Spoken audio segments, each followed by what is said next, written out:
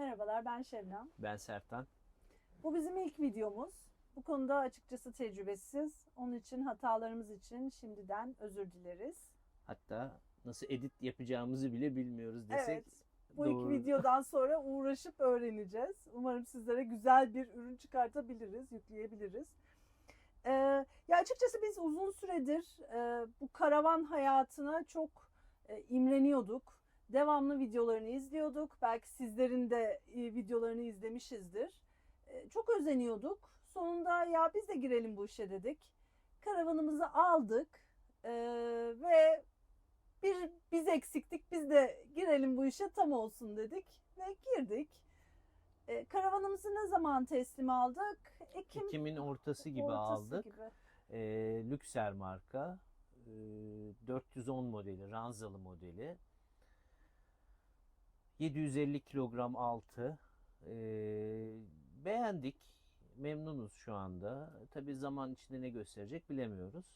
Ya bizim ailemize göre bizim iki de çocuğumuz var. Biri 7 yaşında, biri 9 yaşında. Kalabalık bir aile olduğumuz için açıkçası böyle bir karavanı tercih ettik. Ranzalı olmasını istedik. Çok da kalabalık değiliz. Ama yani hani ranza olması çocuklar için çok büyük avantaj. Biz sadece kendi yatağımızı kurup kaldırıyoruz. Tabii. Ama tabii biz sadece daha bir kez kampa gittik karavanımızla. Onun için çok da fazla tecrübemiz yok. Belki de hani kullandıkça çok da iyi olmadığını düşüneceğiz. Belki düşündüğümüz kadar pratik olmadığını düşüneceğiz. Daha farklı seçeneklerin daha iyi olduğunu düşüneceğiz. Ama bir şekilde bir yerden başlamamız gerekiyordu. Ve biz bunu tercih ederek, yani şartlarımıza da bu daha uygundu. Sonuçta fiyat olarak da tabii ki o da önemli bir kriter En karavan önemli alırken. kriter yani. Hatta en önemli kriter gerçekten öyle, bu fiyatları düşünürsek. Böyle yani şu anda ben memnunum. Ben hani hiç pişman olmadım. Hani çok dediğim gibi bir tecrübemiz olmadı bu karavanla ama hani şimdilik ilk kampımızdan sonra hani bu karavanı aldığımız için pişman olmadık. Ha, biraz böyle sorun yaşadığımız şeyler oldu ama onların hiçbiri karavanla ilgili değil. Videonun ileriki aşamalarında anlatacağız, değineceğiz zaten. Bu arada şöyle de bir şey yaptım, hatırlayayım neler konuşacağım diye, çok çünkü tecrübeli değilim bu konuda, unuttuğumuz bir şey kalmasın diye. İlk kampımızda biz Ormanlı plajına gittik. Çatalca'nın Evet, Ormanlı köyü, mahallesi. her türlü geçiyor. Evet. Bazılarında Tabii plaj diye geçiyor, bazılarında sahil diye geçiyor, bazılarında köy oluyor. 2 Kasım hafta sonu gittik. Havada güzeldi. Onun için hani sahil tarafına gidebiliriz diye düşündük ve yakın olması zaten bizim için çok önemliydi. Evet. Hani böyle çok uzak bir yerlere gitmek, hani ilk bir de tecrübemizde uzak bir yerlere gitmek istemedik. Karavan parkını da tercih etmedik. Hani biraz daha böyle bir free camping dedikleri gibi bir Wild yapalım, ya da wild camping de diyorlar. Hani onu bir deneyimleyelim istedik açıkçası. İlk buradan çıkışta bir sorun yaşamadık. Karavanımızı işte sabitlememiz gereken şeyleri sabitledik. Zaten biz ilk yerleştirirken de, yani hani karavan tanıtımı ileriki zamanlarda bir video çekeriz diye düşünüyorum. O zaman gösteririz zaten. Hani ben bir sürü işte kutular, sepetler falan almıştım ki hani her şey onların içinde olsun. Zaten hani toplanma adına çok fazla bir zaman harcamadan hemen toplanabilelim diye düşünmüştüm. Gerçekten de öyle oldu. Yani karavanın içi bakımından öyle oldu. Hani her şeyi yerleştirip sabitlememiz sadece kısa sürdü. Onda bir sorun yaşamadık. O yüzden buradan çıkışımız da çok sorun olmadı. Cumartesi sabahı çıktık biz. Erken saatte çıktık ama yani saat 7-7.30 arası işte karavana indik. Hazırlanıp hemen çıktık. Karavanı arabaya bağlama konusunda da bir sıkıntı Yok, yaşamadık, o değil mi? konuda zaten bir şeyimiz yok. Bizim bir römorkumuz var. Motosiklet taşıdığımız. Hani ondan da alışık olduğumuz için bağlamada, çıkartmada herhangi bir sorun yaşamadık. Sonrasında yola çıktık. Sertan 2 farklı navigasyon programı kullandı giderken. Ben mesela hani ikincisini bilmiyordum. Yolda ben de öğrendim. Bana da anlattı. İstersen ondan biraz değin. Ben normalde şehir içinde Yandex kullanıyorum İstanbul'da. Diğer Google'ın navigasyonunu da denedim. Apple'ın navigasyonunu da denedim. Fakat Çok böyle olmadık yerlere, saçma sapan yerlere soktuğu oldu. Ve açıkçası Yandex'ten çok memnunum. Size de tavsiye ederim Yandex navigasyonu. Bir de bu karavan için navigasyon var. Saycik'in karavan ve trak diye geçiyor kamyonlar için. Onu yükledim. İkisini de açıp aynı anda kullandım. Fakat o Saycik'in navigasyonunda e, rotayı sana diyor ki mesela buradan dön diyor. Oradan dönmediğin anda sana yeniden bir alternatif rota oluşturmuyor. Boş devam ediyorsun. Ama Yandex öyle yapmadı. Ama tabii Yandex'in de şöyle bir handikapı var. Seni olmadık yerlere sokabiliyor ki sokar gibi oldu ama döndük. Allah'tan kurtardık. Şansımız vardı. Uygun bir yer vardı. Manevra yaptık. Döndük oraya girmedik. Ama bu ileride nasıl çözeceğiz bilmiyorum bu navigasyon işini. Zaman içinde deneyimlerimizi de paylaşırım. Evet, bu navigasyon programıyla ilgili de bir hani böyle ismini falan aşağı bir yerlere yazabiliriz diye Yazarız. hep öyle diyor. Aşağı linke bırakıyoruz diye. Nasıl bıraktıklarını ben bilmiyorum ama bir şekilde bırakırız herhalde. Yolda zorluk çektik mi? Yani tabii onun esas bunu detaylı anlatabilecek Sertan ama açıkçası ben kendi deneyimimden hani birkaç videoda yol sırasında da çekmeye çalıştım. Yalnız yani kullandığımızda mikrofonlarımız yoktu. Onun için sesle ilgili sıkıntı yaşadık. Sonradan izlediğimizde tabii o an çekerken çok ben fark etmedim ama sonrasında izlediğimizde hani çok da böyle tek başına koyup size gösterebileceğimiz bir videolar olmadığını fark ettik. Onun için şöyle bir ana video çekip intro yapıp aralara işte şimdi o görüntüleri size koyacağız, göstereceğiz ama hani ses olarak hep buradaki anlatımın üzerinden devam edeceğiz. Ne yazık ki çünkü ses problemimiz oldu. Yolda zorluklar çekmedik aslında. Yani çok fazla sis vardı. Zaten hani araya ekleyeceğimiz görüntülerden de görürsünüz.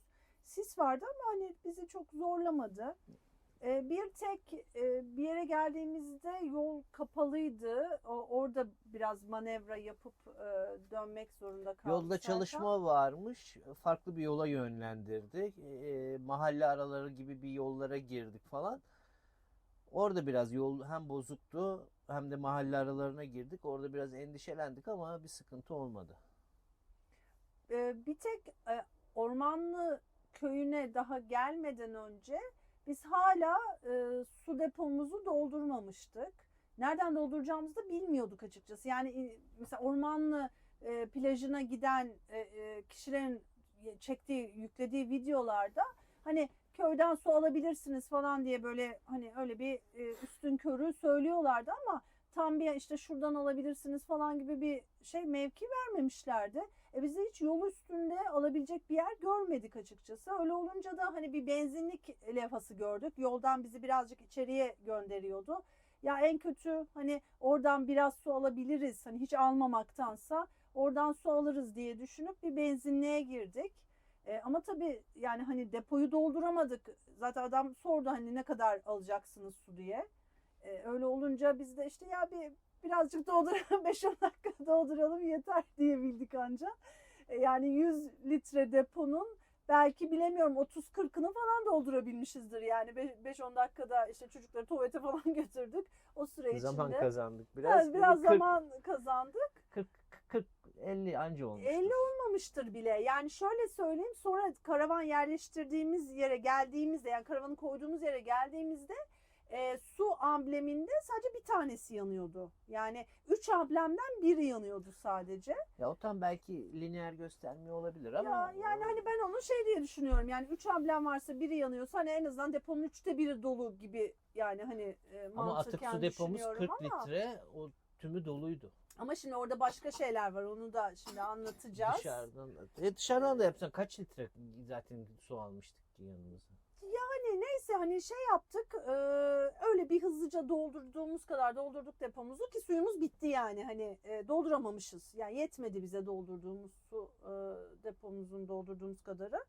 Park yapacağımız yere geldiğimizde Ormanlı plajında zaten bomboştu. Sadece bir aile vardı. Onlar da arabalarıyla gelmişler. Onlar vardı. Onun dışında hiç kimse daha gelmemişti. Saatte 9.30 falandı yani sabah. Ona 9 geliyor, 9.30 falandı. Kimse yoktu. Onun için yerimizi güzelce seçtik. Yani tabii daha aşağı yerlerde, şimdi siz göreceksiniz nerede konumlandığımızı. Daha aşağı yerlerde de karavanı koyabileceğimiz yerler vardı ama tabii biz şimdi karavanı çektiğimiz arabayla, yani bir 4x4 ile çekmiyoruz. Onun için hani oralara inmek bizim için mümkün değildi. İnsek çıkamazdık büyük ihtimal, ki iyi ki de öyle yapmışız zaten. Sonrasında geceki fırtınadan sonra iyi ki öyle yaptığımızı düşündük biz de. Ama konumuz güzeldi. İlk gittiğimizde birazcık rüzgar vardı sahilden dolayı, ama sonra öğlene doğru güneş açtı, zaten hiç o rüzgar da pek kalmadı. Hani akşama kadar hava güzeldi. Tabii ki serindi. Hani soba yakmak durumunda kaldık. Hani o bizi ısıttı, güzeldi. Ama onun dışında hani bir şey yaşamadık. Kamp yeriyle ilgili bir sıkıntı yaşamadık. Sonradan zaten akşamüstüne doğru doldu. Artık insanlar gelmeye başladı. Herhalde cumartesi günü çalışanlar işten çıkıp ondan sonra öğlene kadar falan evet, çalışanlar ya da akşama kadar. ondan sonra çevremiz bayağı bir doldu. İşte önümüze gelenler oldu. O dediğimiz alt taraf dediğimiz yere gelenler oldu. Öyle olunca bayağı bir çevremiz doldu. Hatta önümüzde yani birazcık manzara kapandı ama çok sorun etmedik zaten, yani hani yan taraftan görüyorsun. Bir de akşam kararınca zaten manzara diye bir şeyin kalmıyor açıkçası. O yüzden sorun etmedik. İlk baştaki sıkıntımız şu oldu bizim. Tabii o birazcık tecrübesizlikten kaynaklanan bir şey herhalde. Ya orası kum çünkü. Yani toprak ve kum. Çamur değildi aslında ama hani yağmur yağmadığı için çamur değildi. Ama o kum böyle bulaşıyor, şey yapıyor. Çocuklar gider gitmez hemen bir heyecanla dağıldılar etrafa tabii. Bütün ayakkabılarını bayağı bir buladılar, kum oldu. Biz de ilk başta ya nasıl sileriz deyip ayakkabımızla girdik karavanın içine. Hani önce bir karavana koyduğumuz şeyleri dışarı çıkartalım, bir yerleşelim. Ondan sonra silip hani güzelce ayakkabılarımızla çıkarız dedik ama o iş öyle olmadı. Kum bir bulaştıktan sonra gerçekten onun önüne almak çok zor oluyor. O yüzden hani doğru bir paspas seçmediğimizi gördük. Sonrasında şimdi yeni bir paspas aldık, böyle delikli bir paspas. Onu da koyarız fotoğrafını. Yani mesela o bize daha kurtaracak bir şey. Karavanın önüne bir şey yaymadık. Yaymamız gerekiyor muydu? Daha mı iyi olurdu bilmiyorum. Yayanlar vardı. Yani sonra yanımıza gelenler mesela büyük bir şey yaydılar. Böyle plastik bir... Anneciğim video çekiyoruz. Niye konuşuyorsun? Konuşacaksan dışarı çık. Ama babam bir şey. Söyle. Bu arada şuraya açıp bir şey. Mesela yanımızdaki gelenler işte böyle plastik büyük bir şey yaydılar. Kilim gibi, örtü gibi bir şey yaydılar kapının önüne. Hani daha mı kullanışlı oluyor onu da bilmiyorum. Tecrübe edeceğiz zamanla. Ama yani biz o aşamada zorlandık. Bir de karavanı, yani o kadar çok fazla yükümüz vardı ki, yani onu da anladık zaten. Hani çok gereksiz yük O almışız lazım yanımıza. olur, bu lazım olur. Ay onu kullanmazsak bunu kullanırız. Bu olmazsa şöyle olur. Biraz minimalist davranmadık. Evet. O yüzden o da çok fazla elimizi ayağımızı bağladı. Onu Yani karavanın çıkartma. içinde bir sürü şey var. Yani şimdi bazalar, bu şeylerin neydi bunların adı? Ranza. Ranzalar. Ranzaların üstüne bir örtü yayıp işte bu ekstra malzemeleri, normalde dışarıda olacak malzemeleri, işte masaydı, kurulunca masa olacak, işte onun malzemeleri, işte yok barbeküsüydü, mangalıydı, oydu buydu, bir sürü bir şey. Onların hepsini biz şeylerin üstüne koyduk. O ranzaların üstüne koyduk. Şey yaptık, sabitledik düşmesinler diye. Şimdi geldik, ortam kum içinde, yani hani hepsini anında dışarı çıkarma gibi bir şansımız yok. Onları çıkarmadan benim bu karavanın içini yerleştirme şansım yok. Bir yerden alıyorum, öbür yere koyuyorum. Öbür yerden alıyorum, oraya koyuyorum. İçi zaten ne kadar karavanın, orada oraya derken hiçbir şekilde yerleşemedim yani. Hani bizim kamp alanına vardıktan sonraki yerleşme aşamamız çok zor oldu. Yani bunun en büyük nedeni tecrübesizliğimiz tabii ki. Ve yanımıza çok fazla yük almış olmamız, gereksiz yük almış olmamız. Bundan dolayı biz yani hani 9.30-10'da oraya vardıysak biz kahvaltımıza, ki kahvaltı etmeden, o da bir yanlış bence. Hani bir şeyler atıştırarak çıkmamız gerekiyormuş. Ben bu kadar uzun süreceğini düşünmedim yerleşme aşamasının. Yol çünkü çok uzun değil. Yani 12'ye doğru falan biz kahvaltı edebildik. O saate kadar hep böyle bir şeylerle uğraşmayla geçti. O yüzden birincisi yanımıza çok fazla bir şey almamamız gerekiyor. Size de tavsiyemiz o. İlk tecrübemizden bizim aldığımız ders bu. İkincisi şu yer olayına dikkat etmemiz gerekiyor. Yani ilk başta itibaren o şeyi kirletmememiz gerekiyor. Karavanın içine yerini kirletmememiz gerekiyor. Sonradan temizlemesi zor oluyor ki bizim bir tane süpürgemiz de var. Yani hani böyle araç içinde kullanılabilecek bir süpürgemiz olduğu halde zorlandık. Onun haricinde aslında çok da bir başka zorluk çekmedik. Sobamızı kurdu Sertan. İşte kahvaltımızı ettik gayet güzel.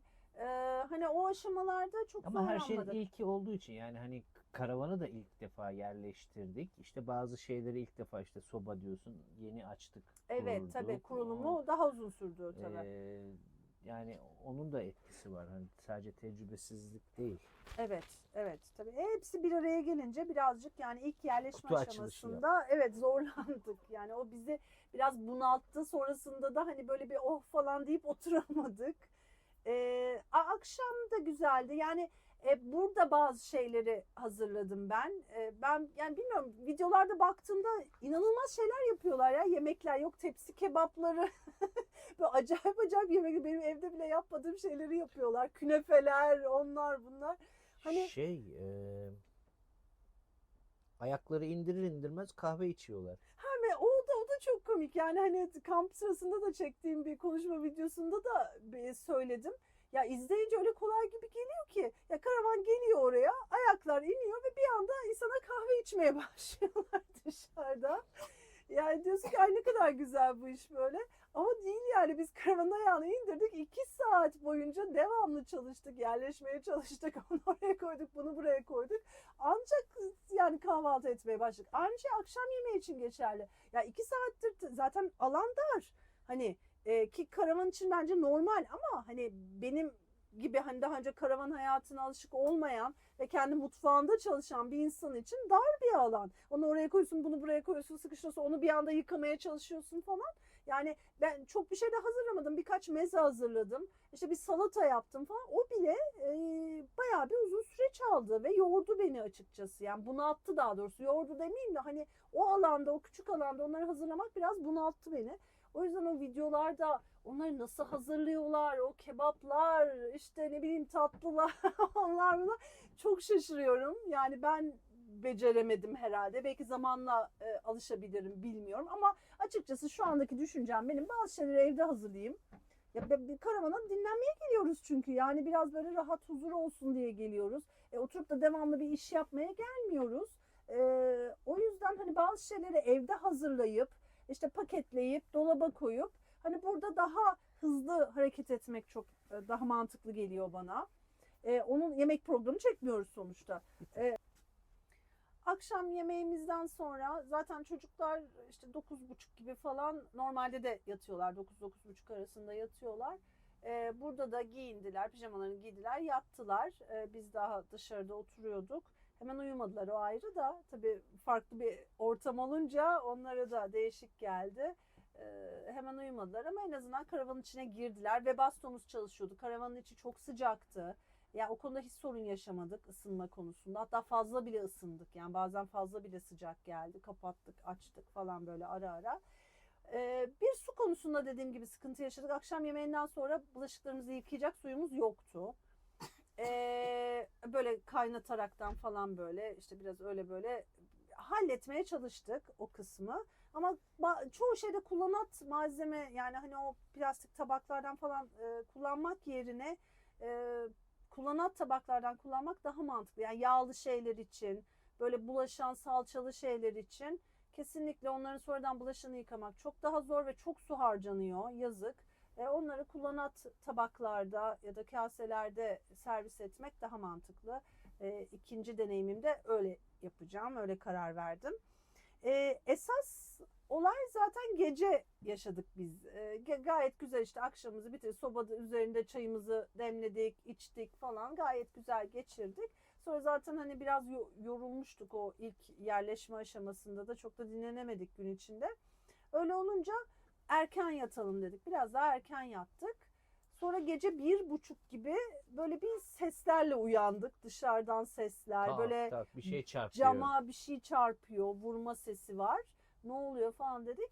bir açtık ki tentenin demiri cama vuruyor. Bizim burada yattığımız şu cama vuruyor. Fırtına çıkmış. Aşırı bir rüzgar vardı dışarıda. Resmen fırtına vardı. İşte uyandık, hemen Sertan giyindi, bir çıktı tenteyi. Ya biz tenteyi açık bıraktık. Şeyleri falan da çok toplamadık açıkçası. Masamız falan açıktı. Ocağımız vardı, gazlı ocak vardı küçük. Onu orada bıraktık, Kenarda, dışarıda, evet. kenarda bıraktık. Yani yatarken çok toplanmadık açıkçası. Yani bir tabağımızı, çanağımızı topladık. Diğer her şeyi bıraktık dışarıda. Onu da bırakmamamız gerekiyormuş herhalde. Ya da bizim şanssızlığımıza denk geldi. Bilmiyorum, fırtınanın çıkması. Sertan çıktı, o tenteyi kapatmaya çalıştı. O sıkışmış, bir tarafı kapatamadı. Ben yardıma çıktım. O fırtınada tenteyi tutmaya çalışıyoruz. O sıkışmış, kapanmıyor bir türlü. En sonunda söktü zaten yani. Söktüm, ayağını sökerek kapattık tenteyi. Sabitledi iki taraftan Sabitledi. kapattıktan sonra, ama sabitleyecek de çok bir şey o anda bulamadık. Çünkü karanlık, hani karavanın içinden bazı şeyleri almak dışarıdaki şeylerden zor olduğu için, karanlık olduğu için de hani o sırada bir fırtına var, bir olay var dışarıda. Şey yapamadık yani, hani çok sabitleyecek bir şey bulamadık. Elimizde ne varsa onlarla sabitlemeye çalıştık. Ki bir tanesi tam sabitlenmedi, yine tak tak tak başladı. Bir süre sonra tekrar başladı. 2-3 kere vurmaya. girdim çıktım, girdim çıktım. İçime sinmedi. Acaba o mu uçar, bu mu düşer derken 3-4 kere girdik çıktık, girdik çıktık. Sabaha ettik. Tabii karavan da sallanıyor. Her ne kadar ayakları bassa da o rüzgar o koca kütleyi sallıyor ister istemez. İnsan beyni de vücudu da otomatikman bir ikaz veriyor. Yani deprem oluyor gibi, böyle bir sürekli beyin ikaz veriyor sana. Yolunda olmayan Ya bir şeyler varmış gibiydik gibi. yani, hani böyle deprem simülasyon, işte prefabrik evleri olur ya, içine sizi sokuyorlar, işte böyle deprem oluyormuş gibi sallıyorlar. Onun gibiydi. Durduğumuz yerde işte böyle ışıklar sallanıyor falan, bayağı sallanıyoruz. O da alışık olmadığımız için tabii. Hani ben bir ara şey dedim, bilmediğim şey, ya devrilir miyiz acaba? Sertan sordum, o da güldü, yok canım devrilmeyiz dedi. Ama insan öyle hissediyorsun yani, öyle bir sallanıyorsun ki ya acaba devrilir miyiz hani bir süre sonra diye. O yüzden de pek uyuyamadım. Ya biz sabah 6'ya kadar falan hiç uyuyamadık o yüzden. İşte gerek fırtına, gerek bir şeyleri topla, sabitle, işte sallanıyoruz, oydu buydu derken biraz da dışarıyı gözetledik. Dışarıda başka kampçılar da sorun yaşadılar. İşte şey vardı, çadırda kalanlar vardı. İşte onlar çadırı kapatmak zorunda kaldılar falan böyle. Biraz da onları izledik. Öyle sabahı ettik. Sonrasında sabahtan yağmur başladı. Bir de o rüzgarın üzerine, fırtınanın üzerine bir de yağmur başladı.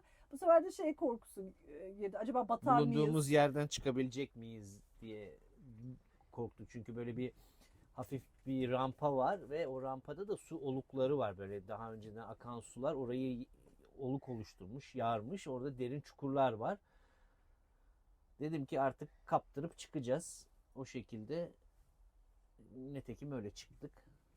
Evet, biraz onun korkusuyla hani vakit Apar topar, geçirmeyelim evet. diye hemen hızlıca. Yani çocuklar rahattı. Çocuklar gece uyudular yani. Hani hiç farkında bile değiller ne olduğunu. Ama sabah tabii onlar da dışarı çıkmak istiyor. Çok fırtına var, toparlanmaya çalışıyoruz. Onları pek dışarı salmak istemedik falan. O yüzden biraz böyle kargaşayla toparlanma işlemimiz oldu. O da biraz bizi zorladı. Yine hiçbir şey, kahvaltı falan edemeden öyle çıktık yola. Yolda sıkıntı yaşamadık. Bir tek işte Dönüşte sıkıntı yaşamadık. yok, dönüşte sıkıntı yaşamadık. Atıkların, hani yani sıvı atıkların atılması konusunda birazcık zorluk yaşadık. Çünkü hani bir karavan kampında olmadığımız için hani belli bir yer yoktu. İşte atık deposunun boşaltılacağı ya da biz tuvalet kullanıyoruz. İşte ne tip tuvalet Sertan? Sen onu daha da Portatif tuvalet. Ben hep kasetli tuvalet diyorum ama doğru Portatif değilmiş tuvalet. o. Portatif tuvalet kullanıyoruz. Onun aynı şekilde hani kullanımı çok rahat. Çok rahat ettik. Hani çocuklar olunca hele onlar devamlı tuvalete girme ihtiyacı hissediyorlar. Bir şey de içiyorlar. Tuvalete giriyorlar. O yüzden çok rahat ettik kullanım açısından. Fakat sonrasında biz onun atını nereye boşaltacağız? Hani yol üstünde zaten öyle bir şey yok, imkan yok falan. Hani onda birazcık zorlandık açıkçası. Çok bilemedik ne yapacağımızı. Sonrasında eve rahat bir şekilde vardık. Sorun yaşamadık. Karavanımız çok kirlenmişti. Çamur içindeydi. O yüzden pek böyle şey yapamadım yani. Hani aslında karavanın da böyle bir videosunu çekmek istiyordum ama şu an karavan o kadar kirli ki dışı ve içi de tabii biraz dağınık. Hani burayı birazcık toparladık ama öbür taraflar şu anda dağınık durumda. Şöyle bir toparladıktan sonra umarım böyle bir karavan Bir tanıtım videosu videosu da çekebiliriz diye düşünüyorum. Sonrasındaki kamplarımızda yine olabildiğince hani sizle paylaşmaya çalışacağız. Dediğimiz gibi hani biz çok tecrübeli değiliz bu konuda. Olabildikçe, yapabildikçe çok çalışan insanlarız. Devamlı kampa gitme imkanımız da yok. Ancak hafta sonu, uygun olunan hafta sonları gidebiliyoruz. Çocuklar var, hasta oluyorlar, uygun oluyor, olmuyor zamanlama.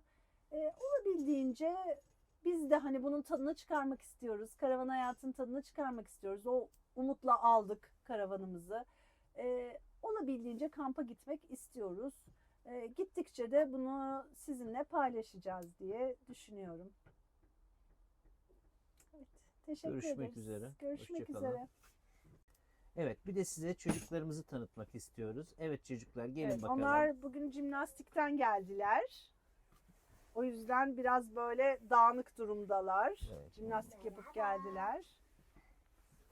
Evet, gelin bakalım. Siz de kendinizi Evet. tanıtın, isimlerinizi söyleyin. Merhaba, ben Kaan. Ben de Buse. Evet. Ne yapıyorsunuz? Sizin için nasıl Kaçıncı geçti? sınıfa gidiyorsunuz? İyi, güzel geçti işte. Güzel geç. Ama pek Kendiniz- sıkıntısı yaşadık. Nerede uyku sıkıntısı yaşadınız? Çok da güzel uyudunuz gece. Ama Vallahi. ben gece beter uyudum. Beter uyudun. Ben de çok beter uyudum çünkü gece fırtına vardı. Duydunuz Ben de yani. deprem gibi hissettim. Ben gece uyurken çok kapan tutun yaptım ha. Siz kaçıncı sınıfa gidiyorsunuz? Ben 2. sınıf. Ben de 1. Ben daha bebeğim yani. Bebek sayılır. Bebek misin? Sen de bebeksen artık. Ama bebek dendiğinde hiç hoşuna gitmiyor. Yani gerçekten bebek değilim ama. Evet, evet. Peki görüşmek üzere. Bir sonraki videolarımızda güzel anılarımızla umut ediyorum ki. Biz de şeyi unutmayalım. Çünkü biz eksiktik. Biz de söyleyelim, tam olsun. Abone ol. Ay ben ona hiç çalışmadım. Keşke yazsaydım şuraya. Ne yapıyorduk? Lütfen kanalımıza abone olun. Ve beğen Zile butonuna, basın. beğen butonuna basın. Beğen butonuna basın. Bir de zil vardı galiba Evet, değil siz mi? de söyleyin. Yeni video yükle. Evet, baştan söyle. Beğenirseniz de beğen butonuna basabilirsiniz. Kanalımıza abone olmayı unutmayın ve beğenme butonuna basmayı Buton. unutmayın. Butonuna. Tamam. Teşekkür ederiz. Merhabalar, ben Şebnem. Ben Sertan.